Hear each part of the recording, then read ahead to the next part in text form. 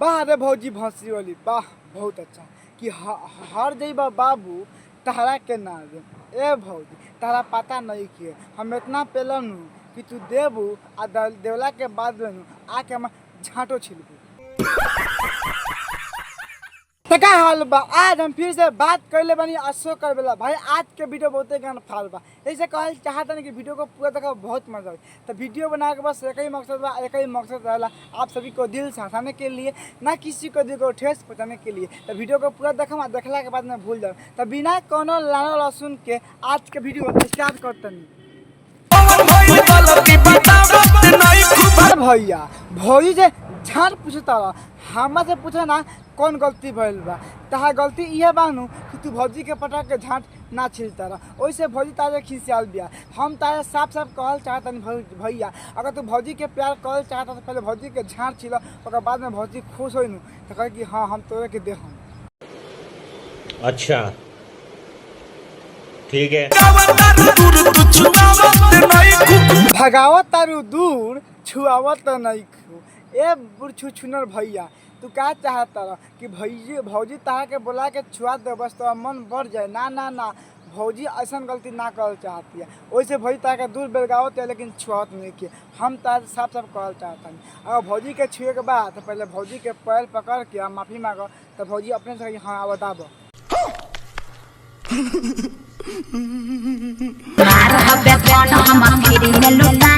का कहत तारू हमार हट धन हम फ्री में लुटा देम।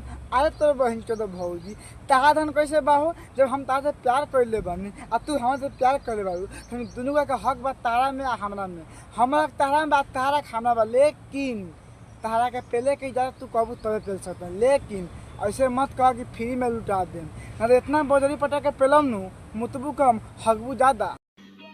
समझ रहे हो, समझ रहे हो, समझ रहे हो ना। तलार चटाबू तहारा बहिन के पेलो सुनता रह हर जइबा बाबू तहरा के ना देम। भौजी कहे के मतलब बा कि तू हर के मर जइब, लेकिन तू देखते देखते मर जब लेकिन तहरा के ना देम। ए भौजी इतना खराब नहीं की देखा हमारा चेहरा पर ध्यान से कितना अच्छा बनी। आ तू हमें के ना देबू तो नू याद रखियो, जब तू हमें के ना देबू नू तारा पिलक पड़ी वो तारा गाड़ी में। बात तो सही है। तो के ना पेल दे तारा बहनी के प्रणाम को लहंगा उठा के तहा धन पर तो फ्री में लुटा देबू। हम चुतिया बानी, हम तारा से प्यार कैले बानी आ तारा प्यार की कसम खाली हमरे के देबू, दूसरा के देबू नू तारा गाँव में पिलो फड़ी काहे कि हमार शराब काहे कि हम तारा से प्यार कैले बानी आ तू हमरा से सुनलू। अब इतना पेलम की हक देबू। ये बड़ी अच्छी बात कही आप। अब देखो तहार बहन चो दो भौजी तहार मन बा हमरा के दो चाहे कुत्ता के दो, ओ से हमरा कुछो लेवे देवे के नहीं के। लेकिन तहार से हम एक बार साफ साफ पूछल चाहता है कि जब तू हमरा से प्यार कर लिया, जब हम तोरा से कहनी तो हमरा काहे ना देबू? ऐसा का गलती कर बा? अच्छा मुठ मल बनी वही से तो कोनो बात ना, जब तू ना देबे तो मुठ ना मान तो का कर तू बताओ। जब हमारे से बर्दाश्त ना हुई तू ये काम कर सकता नहीं, लेकिन कोई बात ना मुठ नहीं खी मरले जौन तू सुन ले बारे नू तो हम गलत सुन ले बारे। एक बार फिर से प्यार करके देख, इतना मजा आई नू हंसबे कम रोबे ज्यादा। माइला बाबू भैया से डायरेक्ट बाबू। अच्छा तहरा के देनी मौका तो अरे लबड़ी झूठ मत बोल, कसम से कहते हमारा तुम मौका कबो नहीं देले। जब छुए कर बनी तब तू हाथ से मार के बेलगा देवे, लेकिन देले मौका नहीं देले। झूठ बोल रहे तहार बहन जो कसम से कहती पटा के पेल तुम कोनो ना बचता हूँ। झूठ मत बोल, सही सही बोल, हमरा कभी तू मौका नहीं देले। एक बार मौका दे के देख कैसे चौका मारम। कितने तेजस्वी लोग हैं हमारे पास, कितने शानदार विचार रखते हैं।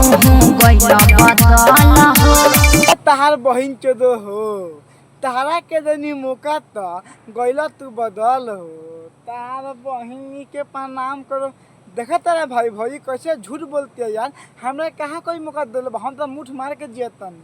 अब भौजी भौंसी वाली कहती है कि तहरा के देनी मौका तो गैला बदल हो। देखा भौजी हम तारा साफ साफ कहल चाहते झूठ कम बोलो, पटा के पहले हम ज्यादा आ कम पहले नहीं की। काहे कि हमारा पर इल्जाम लगाओ तो झूठो के कि तू मौका दिले बारू। हमरा के तू कभी मौका नहीं दिले पहले खातिर। शाबाश बेटा, बहुत बढ़िया। बाघ भौसरी वाला भोई सच कहते यार कि मौका दिले रहे और भैया खुद कहता अब ना कोनो से कुछ कहो ना कोनो कुछ बता सार बुढ़ छू ना भौजी के गलती नहीं के ना ना ना हम झूठे भौजी के ऊपर शक करता नहीं कि भौजी नहीं खे मौका दिले ना भौजी मौका दिले बा भाई लेकिन भैया भौसरी जाए कोनो को बता दे बा आ भौजी के नहीं खे पहले ए भैया अब तू लान चाट आ झाड़ छील सही पकड़े हैं।